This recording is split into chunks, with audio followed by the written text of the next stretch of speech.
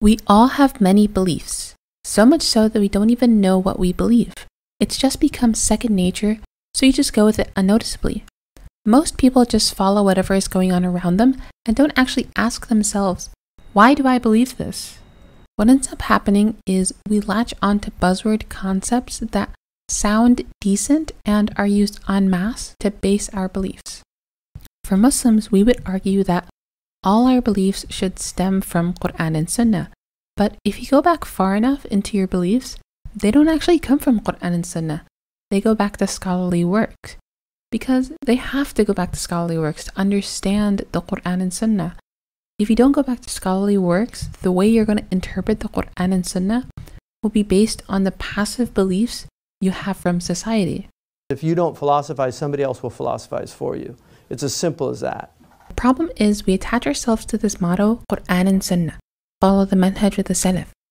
Yeah, it sounds so nice, but in reality, you're using the views of people hundreds and thousands of years later to give their view of Quran, Sunnah, and Salaf, which again isn't a bad thing, but know where your beliefs are coming from. How are you going to call yourself a Salafi but follow post-Tabi'ut Tabi'in scholars?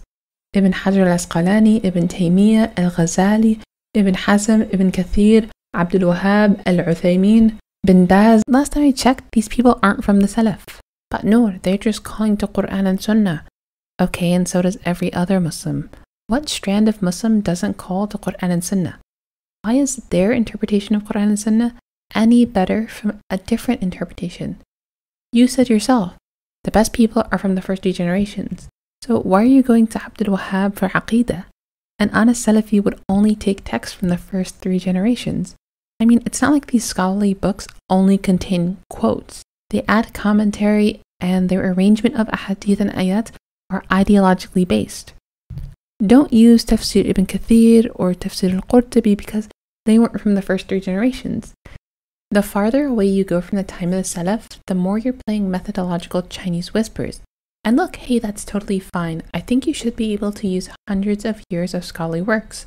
I think you should use the information and methodologies that have been built from scholars over the past 1400 years. But don't come to me and claim, I'm following the manhaj of the Salaf, when you yourself get your usul from post-Salaf scholars. See, when you're not realizing where your beliefs are coming from, you have a warped sense of their value.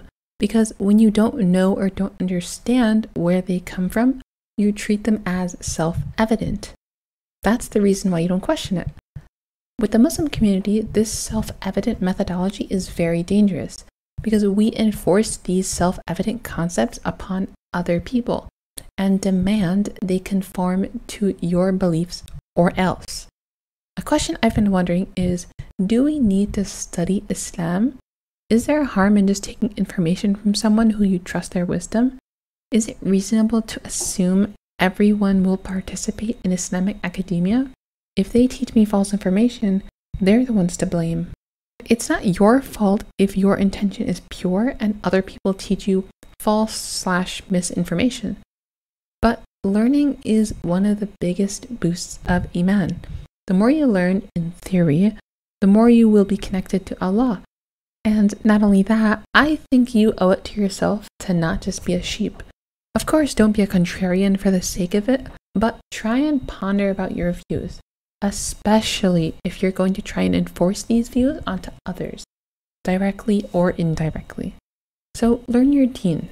You're a weakling because you don't know your tradition. You're sitting there watching Netflix and you don't read the books of Islam. That's why you are where you are. That's why you are where you are, you imbecile. Wassalamu alaikum. أيقنت أن الله يجبر خاطري لما بكيت ولم أجد إلا هو ناديت والمحراب يحضن أدمعي الله يا الله